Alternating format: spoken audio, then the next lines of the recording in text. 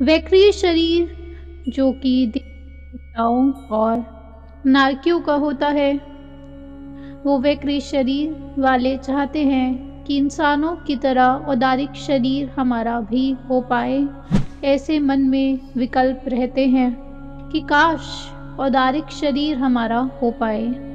क्या कारण है? आप चाहते हैं कि आप आकाश में गमन करें। आप तो चाहते हैं कि हमें भी अवधि ज्ञान हो जाए, हम भी फ्यूचर और पास्ट का सब कुछ जान पाएं, हम भी भावों की पकड़ कर पाएं, हमें भी वही शक्तियाँ मिल जाएं, वही क्षमताएं मिल जाएं जो देवी देवताओं के पास होती है। लेकिन देवी देवता चाहते हैं कि हमें इंसानों वाला औदारिक शरीर मिल जाए। सबसे पहले हम समझें कि ये जो भी शब्द हम कह रहे हैं, शब्द की कर्ता मैं नहीं हूँ। ये शब्द जो है ये स्वतंत्र रूप से निकल रहे हैं, ये भाषा वर्गणा है। हम कर्ता नहीं होते हैं। मैं इस भाषा वर्गणा की कर्ता नहीं हूँ। पहली चीज़ कि वैक्रिय शरीर जो है वो क्यों चाहते हैं कि औदारिक शरीर बन पाए। देखिए, औदारिक शरीर जो इंसानों का होता है, सिर्फ उसमें ही ये क्षमता है कि तपस्या और संयम का पालन हो पाए। जो देवी देवता का शरीर है वहाँ पर तपस्या और संयम का पालन नहीं हो सकता है, और जब तक संयम का पालन नहीं होगा तब तक कर्मों की निर्जरा नहीं हो रही है। कर्मों की निर्जरा नहीं होगी तो मोक्ष नहीं होगा। वो भोग भूमि है स्वर्ग। जैसे स्वर्ग भोग भूमि है, बिल्कुल वैसे ही भरत क्षेत्र में जो कालचक्र चलता है उसमें पहला, दूसरा और तीसरा आरा वो भी भोग भूमि ही थी। क्यों उसे भोग भूमि कहा जा रहा है? क्योंकि वहां पर कर्म हो ही नहीं रहा है। कर्म भूमि क्यों चौथे आरे को कहा जा रहा है? क्योंकि कर्म भूमि इसलिए कहते हैं, कर्म मतलब है वही काम जिससे हम मोक्ष के नजदीक जा सके। जब मोक्ष के नजदीक नहीं जा रहे हैं तो उसे कर्म भूमि नहीं कहेंगे, तो सिर्फ भोग ही भोग है। बिल्कुल वैसे ही स्वर्ग में कैसी स्थितियां होती हैं कि अगर आपने, मान लीजिए आज आपने 4 काम करे हैं। पहला काम आपने सोचा कि अरे मेरे जो सोफ़ा है, जो घर है, उसमें बहुत ज़्यादा थोड़ी गंदगी हो गई है, चलो उसकी सफाई कर ली जाए। आपने उसकी सफाई में मान लीजिए कि 15 मिनट्स लगाए। लेकिन अगर देवी देवता जो है उनका ध्यान सफाई पर लग जाता है तो क्या स्थितियां बनती हैं? आपने तो 15 मिनट बाद सफाई का कपड़ा रख दिया कि अब सफाई नहीं कर रहे हैं और इतना ही, अब हम आत्म ध्यान पर लग जाएंगे। लेकिन जब देवी देवता जो होते हैं उनका ध्यान अगर सफाई पर लग गया तो फिर वही करते करते समझ लीजिए कि पृथ्वी के हिसाब से उनके हो सकता है 10,000 साल निकल जाए। ये कोई काल्पनिक बातें नहीं है कि हो सकता है कि 100 साल निकल जाए, हो सकता है 1000 साल निकल जाए, क्योंकि ध्यान इतना प्रगाढ़ हो चुका है। ध्यान इतना प्रगाढ़ हो चुका है कि जहां ध्यान लगा वही भोगते ही चले गए। आपने सोचा आज लड्डू बना लेते हैं, आपको तो लड्डू बनाने पड़े। आपके पास एक लड्डू बनाने के लिए बीच में कुछ लेयर्स इन्वॉल्व है कि पहले घर में बेसन होना चाहिए। बेसन नहीं है तो आपको पहले बेसन ऑर्डर करके मंगवाना पड़ेगा या पतिदेव को बोलना पड़ेगा बेसन लेकर आओ। उसके बाद आपको उसमें चीनी मिलानी पड़ेगी, आपको कुकिंग करनी पड़ेगी, आपको उसे रोल करना पड़ेगा, तब जाकर एक लड्डू प्रिपेयर होगा।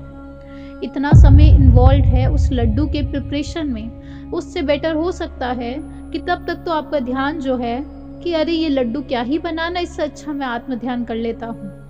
आपके मन में ये विकल्प आया और आप उसे तुरंत परिवर्तित कर सकते हैं क्योंकि आप अभी इस औदारिक शरीर में हैं। लेकिन जब देवी देवता उस वैक्रिय शरीर में होते हैं, अगर उन्हें भाव आ गया कि अरे लड्डू खाना है, तो ऐसे समझिए कि तुरंत रस टपक जाएगा, तुरंत ही रस टपक जाएगा और लड्डू को वो भोगने लग जाएंगे। अब जरा इमेजिन कीजिए कि आप अचानक से उस भोग के बाद उठे कि लड्डू खाने निकले थे, 1000 साल निकल गए, 1000 साल निकल गए लड्डू में। आपने सोचा था कि चलो कुछ संतों की वाणी सुन लेते हैं। आप गए थे संतों की वाणी सुनने, लेकिन फिर अचानक से भाव आ गया मेरी देवी क्या कर रही होगी, और आप देवी के पास उपस्थित हुए। और जब देवी के पास से बाहर निकले तो फिर कितने साल बीत गए? अरे 5000 साल निकल गए। हमें तो संतों की वाणी भी सुननी थी, बात ही घूम गई। ये संयम का पालन सिर्फ और सिर्फ औदारिक शरीर में ही हो सकता है। आप समझो कितनी गंभीर बात है ये। हमने पिछले सेशंस में समझा था कि कैसे ह्यूमन लाइफ जो है वो कितनी इम्पर्मानेंट है। आपका शरीर जो है वो अनित्य है, यानी कि इम्पर्मानेंट है, और आत्मा जो है यानी कि आत्मा जो है वो नित्य है, वो हमेशा से मौजूद है, वो नित्य है। लेकिन शरीर जो है वो अनित्य है। आज आपको इम्पर्मानेंस के साथ ये भी समझना है कि कितनी रेयरिटी से ये ह्यूमन शरीर उपलब्ध हुआ है। आपको उपलब्ध नहीं कहेंगे कि कितनी रेयरिटी से ये ह्यूमन शरीर बनाया गया है आपके कर्मों के द्वारा। कितनी ज्यादा मुश्किल है ये। जब आप अभी इस भव से पहले अगर स्वर्ग या नरक में बैठे थे तो आप नहीं जानते आपने कितनी इच्छा रखी थी कि काश मुझे भी ऐसा ही इंसानों वाला शरीर मिल जाए। बस एक बार मान लीजिए आपकी उम्र थी 3 पाल्योपम, उदाहरण के लिए 3 पाल्योपम आपकी उम्र थी, यानी कि आयु थी। और उस आयु में आपने क्या चाहा कि बस एक बार इंसान का शरीर मिल गया, ऐसी तपस्या कर दूंगा, ऐसा ध्यान प्रगाढ़ कर दूंगा कि फिर देखो सीधा मोक्ष के नजदीक पहुंचूंगा। हर समय मैं सिर्फ और सिर्फ शास्त्रों को पढ़ूंगा, स्वाध्याय करूंगा, मैं रस का त्याग कर दूंगा, तपस्या कर लूंगा, बस एक बार ये शरीर मिल जाए। क्योंकि ये तपस्या जो है, ये संयम का पालन जो है, वो सिर्फ और सिर्फ औदारिक शरीर में ही हो सकता है। आपकी वो इच्छाएं आज पूरी हो चुकी है, लेकिन सिर्फ और सिर्फ एक ही मुसीबत आ पड़ी है कि आप भूल गए हैं करने क्या आए थे, करने लगे क्या काम। धोनी थी निजात माँ, धोने लगे हैं चाम। करने क्या आए थे, करने लगे क्या काम। धोनी थी निजात माँ, धोने लगे हैं चाम। भूल पड़ गई, भूल पड़ गई। आपकी बहुत इच्छाओं से, आपके बहुत पुरुषार्थ से, आपके कर्मों से आपको ये शरीर मिला है, आपने बनाया है ये शरीर। उसका सही उपयोग हम करने का प्रयास करेंगे। अच्छा, तपस्या करनी है, तपस्या कितनी करनी है, कौन सी तपस्या करनी है, ये भी बतला दीजिए। ये प्रश्न आया होगा। तपस्या के बारे में कुछ कहने से पहले ये एक प्रसंग मैं आपसे साझा करना चाहूंगी। ये प्रसंग जो है हकीकत की बात है जो हम बता रहे हैं। 2 भाई थे, उसमें से एक बड़ा भाई एक छोटा भाई। एक का नाम था कुंद्रक, एक का नाम था कुंद्रुक। कुंद्रक और कुंद्रुक दोनों ही राजा के बेटे थे। राजा ने एक दिन डिसीजन लिया कि अब जो बड़ा बेटा है उसको मैं सारा राज्य सौंप देता हूँ और साथ ही में मैं दीक्षा ले लेता हूँ। राजा ने दीक्षा ली और बड़े बेटे को बोला कि अब तुम्हारा राज तिलक किया जाएगा, मैं तो चला, मेरा हो गया संसार से, अब वैराग्य उत्पन्न हो गया। बड़े बेटे ने सोचा कि पिताजी को इतना वैराग्य, तो वो भी गया छोटे भाई के पास। उसने कहा छोटे भाई से कि भाई, पिताजी तो दीक्षा ले रहे हैं और ये सारा भार मुझ पर छोड़ रहे हैं। एक काम करते हैं, तुम ही ये पूरा राज्य संभाल लो, मुझे तो दीक्षा लेनी है, मुझे भी पिताजी के साथ दीक्षा ले लेने दो, मैं क्यों फंसूं इस दलदल में। छोटे भाई को भी वैराग्य उत्पन्न हुआ था। उसने कहा कि नहीं, तुम चाहते हो कि इसमें मैं फंस जाऊं, ये कैसी क्रूर बात हुई। तुम संभालोगे सारा राज्य, मैं दीक्षा लूंगा। बड़ा भाई ने कहा ठीक है, तुम ले लो। सहजता पूर्वक ये जवाब दे दिया छोटे भाई को कि तुम दीक्षा ले लो, मैं राजपाट संभाल लेता हूँ। छोटा भाई उसने मुनि जीवन में आ गया, दीक्षा ले ली। और मुनि जीवन में आने के बाद उनकी तपस्या की क्या ही शब्दों में बयां करें। ऐसी तपस्या करी उन्होंने, ऐसी तपस्या, यानी कि इतनी ज्यादा फास्टिंग कर दी। ये एक प्रकार का तप होता है, ऐसा नहीं है कि सिर्फ फास्टिंग को तप कहते हैं। उन्होंने इतनी फास्टिंग करी, इतनी तपस्या करी, कोई भोजन नहीं, कुछ नहीं, कि दूर दूर से पूरे शहर में ढिंढोरा पीटने लग गया कि भाई इनकी तपस्या भी देखने वाली है, ये छोटे भाई तो बहुत ऊपर जाने वाले हैं। और फिर बड़ा भाई जो था, जो राजपाट संभाल रहा था, उसने भी देखा कि मेरा भाई इतनी तपस्या कर रहा है। वो खुश हुआ, बहुत खुश हुआ। उसने देखा कि उसका भाई इतनी ज्यादा तप के कारण उसका शरीर बहुत ही पिचक गया है, शरीर में शायद थोड़ी ऊर्जा कम हो गई होगी। तो उसने सोचा कि इसको मैं बुलाकर, मुनि जी को बुला लेता हूँ अपने राज्य में, वहां बुलाकर इनको भी थोड़ी वैया विच्ची करेंगे। तो वो किसी तरीके से उनके गुरु से परमिशन लेकर अपने भाई को, यानी कि मुनि जी को वैया विच्ची के लिए ले जाते हैं और वहां पर उनकी खूब सेवा वैया विच्ची करते हैं। भाई खुश होता है, तपस्या के बाद भोजन किया, खुश हुआ। और जब वो भोजन कर रहा था, उस दौरान उसके मन में कुछ अलग भाव भी उत्पन्न होने लगे कि ये मेरा बड़ा भाई है, ये तो मुझे बहुत ही खुश दिखता है, ये दिखता तो बहुत खुश है। देखो मुनि जी के मन में आ रहे हैं भाव, अभी इतना खुश ये है, इतना बड़ा राजपाट इसका है और ये कितने रसीले पदार्थों को खाता है। आज मैं ये खा तो पा रहा हूँ, लेकिन अब मुझे फिर से विहार करना पड़ जाएगा और फिर से मुझे तपस्या करनी पड़ जाएगी। मैं ना जाने अब दोबारा कब खा पाऊंगा ये पदार्थ। वही विकल्प दौड़ता रहा, वही विचार दौड़ता रहा। किसी बहाने से वो उसी राज्य में रुके रहे, क्योंकि रस का स्वाद उन्हें आ चुका था, ध्यान अटक चुका था रस इंद्रियों पर। रस इंद्रिय पुद्गल होती है, लेकिन ध्यान पुद्गल पर अटक चुका था। वही विचार आता रहा और एक दिन आया कि उन्होंने ये डिसाइड कर लिया कि अब मैं ये मुनि जो है, मुनि जीवन में नहीं रहूंगा। बहुत हो गई तपस्या, आप सही सुन रहे हैं, इतनी तपस्या करी, बहुत हो गई तपस्या, अब और तपस्या नहीं करूंगा। मैं व्यर्थ ही इतना अपने आप को मैंने इतना दुख दिया, ये इतने रसीले पदार्थ मुझे खाने हैं, मुझे भी इनको भोगना है। मैं व्यर्थ ही इन सबको छोड़ के चला गया।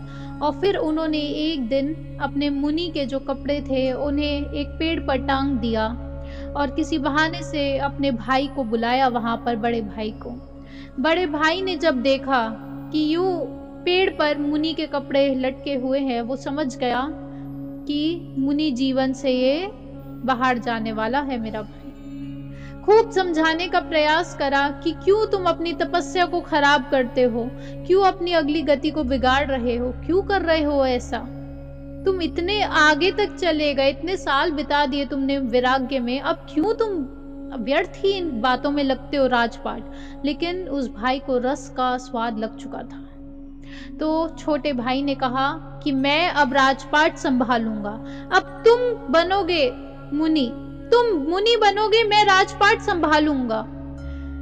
और बड़े भाई ने सहजता पूर्वक क्या कहा कि अब जैसा तुम्हारी इच्छा, सब कुछ कर्म अनुसार ही होगा, जैसी तुम्हारी इच्छा, जैसे तुम्हारे कर्म, मैं कुछ नहीं कर सकता। खूब समझाया था, नहीं समझे। बड़े भाई ने दीक्षा ले ली और छोटा भाई दीक्षा को छोड़कर, उसे तोड़कर दोबारा से राज गद्दी पर आकर बैठ गया। वो राज गद्दी पर बैठा और खूब खाना खाने लगा, खूब रसों में उलझ गया। इतने रसों में उलझा कि जो सेवक उसके आसपास थे वो हंसी उड़ाने लग गए कि इसे हो क्या गया, ये खा कैसे रहा है। सेवकों की हंसी देखकर उसके मन में बहुत क्रूर भाव आने लगे कि ये लोग मेरा कुछ बुरा चाहते हैं। इतना खाया कि उसका पाचन बिगड़ने लग गया, इतना खाया कि अब शरीर बिगड़ने लग गया। और फिर साथ में क्रूर भाव कि ये सेवकों को तो मैं बताता हूँ, इनको सीधा सूली पर लटका दूंगा, बस एक बार रुक जाओ, तिलक होने दो, फिर इनको सबको मैं बाहर फेंकूंगा, इनको सूली पर लटकाऊंगा। ऐसे भाव उसके थे। और शास्त्रों में लिखा है कि इसी भावों के साथ उस मुनि का, जो पहले मुनि थे अब राज गद्दी पर बैठ गए, मुनि जीवन को त्याग दिया, 3 दिन बाद उनकी मृत्यु हो गई। 3 दिन पहले, यानी कि मृत्यु से 3 दिन पहले ही मुनि जीवन को त्याग दिया और उसी समय पर आयु का बंध हुआ। क्या भाव थे प्रगाढ़ कि इनको तो मैं बतलाऊंगा। इतने क्रूर भावों में आयु का बंध हुआ कि शास्त्रों में लिखी है ये बात। वो कहाँ गया? 7वें नरक में पहुंचा। मुनि था, इतनी तपस्या करी, तब 7वें नरक में पहुंचा क्योंकि भाव शुद्ध नहीं थे। और जो बड़ा भाई था, जो अभी अभी राजगद्दी छोड़कर मुनि जीवन में पधारा था, उसने मुनि जीवन को अपनाया और पूछा अपने गुरुओं से कि आगे कैसे करना है। लेकिन उनकी आयु भी बहुत लंबी नहीं थी। लेकिन शास्त्रों में लिखा है कि भाव इतने शुद्ध थे, इतने शुद्ध भाव कि राजगद्दी पर भी बैठकर राज ऋषि कहा जाता है ऐसे इंसानों को, कि वहां पर भी ऋषियों जैसा स्वभाव जिनका था, कि वहां से बस थोड़े ही दिनों के लिए मुनि जीवन अपनाया था, थोड़े ही दिनों के लिए दीक्षा ली थी, लेकिन भावों की शुद्धि होने के कारण वो वहां से उनका भी आयु बंद हुआ और सीधा सर्वार्थ सिद्धि में पहुंचे। ये एक अलग प्रकार का सर्वार्थ सिद्धि अनुत्तर विमान होता है। सर्वार्थ सिद्धि में जो आत्मा पहुंचती है वहां से अगले भव में निश्चित ही मोक्ष होता है। शास्त्रों में लिखा है कि वो भाई जो मुनि जीवन में तपस्या करता रहा वो तो 7वें नरक में पहुंचा, और जो भाई बस कुछ ही पलों के लिए दीक्षा ली वो कहां पहुंचा? सर्वार्थ सिद्धि। अगले भव में मोक्ष होगा। यहां से आप क्या समझ रहे हैं कि बॉडीली कंडक्ट को देखकर आप कहीं बहक मत जाना, किसी क्रिया को देखकर बहक मत जाना। क्रिया जो है आप शरीर पर कर देंगे, आप अपने आप को भूखा रख लीजिए। मैंने नहीं कहा भूखा नहीं रहना, मैंने ये नहीं कहा भर भर के खाना खाना है। सिर्फ और सिर्फ बात को, भाव को समझ लेना कि आप अपने आप को भूखा रख दीजिए, लेकिन भावों की शुद्धि नहीं हुई तो फिर आपके इस बॉडीली कंडक्ट का मोक्ष से कुछ भी लेना देना नहीं है। क्योंकि सबसे ऊपर क्या है? भाव कैसे है। अच्छा, भाव, क्या हम भाव होते हैं? मैडम कह रही है भाव, क्या हम भाव होते हैं? ये प्रश्न आपके मन में आना चाहिए। क्या भाव भी कर्म अनुसार ही होते हैं? अगर भाव कर्म अनुसार है तो मैं करूंगा क्या? और मैं कुछ कर रहा हूं तो मैं तो करता नहीं हूं, अभी तो कहा करता नहीं है, तो फिर मैं करूं क्या? आप करोगे क्या जब आप करता ही नहीं हो? कौन ला रहा है भावों में शुद्धि? जब करता ही आप नहीं है तो भावों में शुद्धि कौन लाएगा?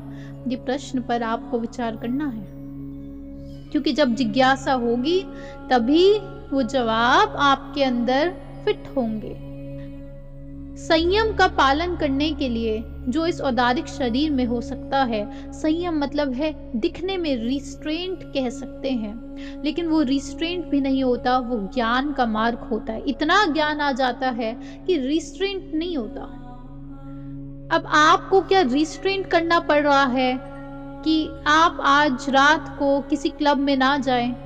नहीं, आपकी इच्छा ही नहीं है तो उसमें कोई रिस्ट्रेंट इन्वॉल्व नहीं है।